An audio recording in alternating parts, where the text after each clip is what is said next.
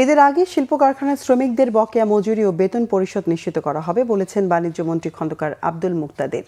Sylhet circuit হাউসে প্রশাসনিক কর্মকর্তাদের সাথে মতবিনিময় শেষে সাংবাদিকদের তিনি কথা বলেন। মন্ত্রী বলেন, রাজস্ব ঘাটতি মেটাতে ব্যক্তি খাতে কর না বাড়িয়ে জিডিপির ওপর জোর দেওয়া হবে। বলেন, এলডিসি উত্তরণ পরবর্তী চ্যালেঞ্জ মোকাবেলায় আগাম প্রস্তুতির অংশ হিসেবে ইউরোপীয় ইউনিয়নের কাছে মুক্ত বাণিজ্য চুক্তির বিষয়ে চিঠি পাঠানো হয়েছে। পর্যায়ক্রমে অস্ট্রেলিয়া, কানাডা ও যুক্তরাজ্যের সঙ্গেও মুক্ত বাণিজ্য চুক্তির উদ্যোগ নেওয়া হবে। সভায় প্রবাসী, বৈদেশিক কর্মসংস্থান, শ্রম ও কর্মসংস্থান মন্ত্রী আরিফুল হক চৌধুরী এবং পানি সম্পদ মন্ত্রী শহীদ উদ্দিন চৌধুরী অ্যানিও উপস্থিত ছিলেন।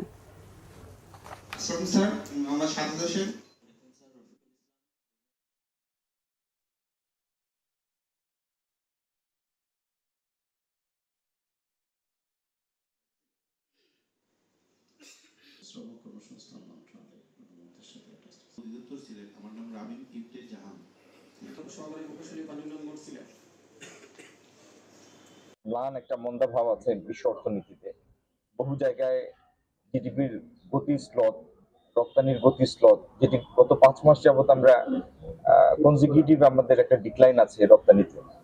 সেই সমস্ত বিভিন্ন কারণে অনেকগুলি প্রতিষ্ঠান কিছু চ্যালেঞ্জের মুখে আছে।